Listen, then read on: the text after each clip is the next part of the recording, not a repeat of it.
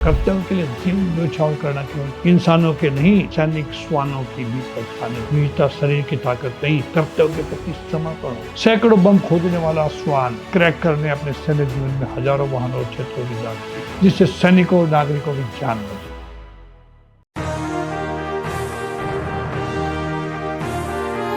देखिए नमस्कार, आप रहे सोल्जर। आज हम बात करेंगे चार पैरों वाले वीर योद्धाओं की। दोस्तों, कुछ योद्धा वर्दी नहीं पहनते, लेकिन उनका साहस किसी सैनिक से कम नहीं होता। जब देश की सुरक्षा की बात आती है तो ये चार पैरों वाले वीर भी अपना जीवन न्यौछावर कर देते हैं। उनकी वफादारी शब्दों में नहीं बल्कि बलिदान में दिखाई देती है। एक्सल आतंकवादियों से लड़ने वाला वीर श्वान, ये मैं बात कर रहा हूँ उन वीर डॉग्स की जो भारतीय सेना में, आईटीबीपी में, बीएसएफ में सब में रहकर अपना कर्तव्य निभाते हैं। दोस्तों, जुलाई 2022 में जम्मू कश्मीर में एक आतंकवाद विरोधी अभियान के दौरान एक्सल, उसका नाम था, एक घर में छिपे आतंकवादियों की तलाश के लिए भेजा गया। एक्सल ने आतंकवादियों का पता लगा लिया, लेकिन आतंकवादियों ने उस पर गोलियां चला दी। गंभीर रूप से घायल होने के बावजूद उसने अपने मिशन को पूरा किया। बाद में उसकी मृत्यु हो गई, लेकिन उसने अपने सैनिक साथियों को संभावित खतरे से बचा लिया। कर्तव्य के लिए जीवन न्यौछावर करना केवल इंसानों के नहीं,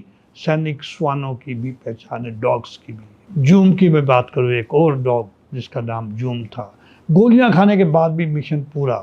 2022 में अनंतनाग में आतंकवादियों के खिलाफ अभियान के दौरान जूम को आगे भेजा गया, जूम डॉग को आगे भेजा गया। उसने आतंकवादियों की लोकेशन की पहचान की। इस दौरान उसे कई गोलियां लगी। घायल होने के बावजूद उसने आगे बढ़कर आतंकवादियों पर दबाव बनाए रखा और सैनिकों को महत्वपूर्ण जानकारी वो देते रहे, क्योंकि उनको ट्रेन किया जाता है दोस्तों उन डॉग्स को, एक्सप्लोसिव डिटेक्शन के लिए भी और दुश्मन को पता लगाने के लिए भी। देश भर के लोगों ने उसकी बहादुरी के लिए प्रार्थनाएं की। दोस्तों, वीरता शरीर की ताकत नहीं, कर्तव्य के प्रति समर्पण होती है। अब हम बात करेंगे कैंट की, KENT, डॉग का नाम है दोस्तों। ये सैनिकों की जान बचाने वाला नायक। उत्तरी कश्मीर में आतंकवादियों के खिलाफ एक अभियान में कैंट ने आतंकवादियों का पीछा किया और उनकी स्थिति का पता लगाया। मुठभेड़ के दौरान वह गंभीर रूप से घायल हो गया और बाद में शहीद हो गया। उसकी कार्रवाई से कई सैनिक सुरक्षित बच चुके थे। दोस्तों, उसके बाद में बात करें क्रैकर भी एक डॉग का नाम। सैकड़ों बम खोदने वाला श्वान क्रैकर ने अपने सैन्य जीवन में हजारों वाहनों और क्षेत्रों की जांच की।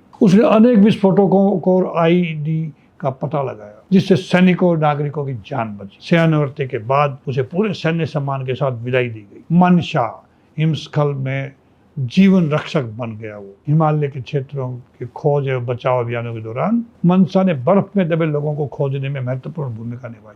जब वहाँ पे बर्फ का जब भूस्खलन हो जाता है, तब उसने वहाँ सूंघ करके अपनी सूंघने की शक्ति से जवानों को नीचे से खोज निकाला। कई लोगों को समय रहते बचाया भी जा सका उसके कारण। एक प्रशिक्षित श्वान कई बार आधुनिक उपकरणों से भी अधिक प्रभावशाली साबित होता है। दोस्तों, उसके बाद सुल्तान, राष्ट्रीय सुरक्षा का मौन प्रहरी। सुल्तान ने 10 वर्षों तक सेना में सेवा की। उसने सैकड़ों खोज अभियानों में भाग लिया और कई आतंकवाद विरोधी ऑपरेशनों में योगदान दिया। सुल्तान ने उसकी मृत्यु के बाद सेना ने पूरे सैन्य सम्मान के साथ उसकी अंतिम विदाई दी। खोज एवं बचाव अभियान के अनसुने नायक हैं दोस्तों ये। उत्तराखंड बाढ़ की मैं बात करूं, भूकंप की बात करूं, हिमस्खलन की बात करूं, अन्य प्राकृतिक आपदाओं में सेना के श्वानों ने मलबे और बर्फ के नीचे फंसे लोगों का पता लगाया है।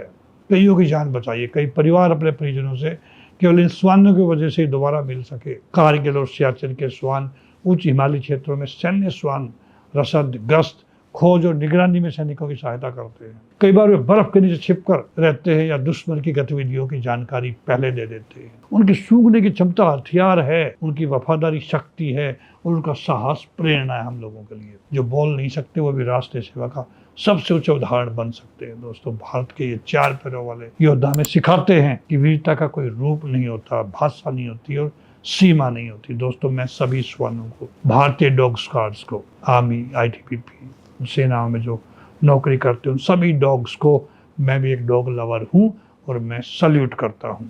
जय हिंद।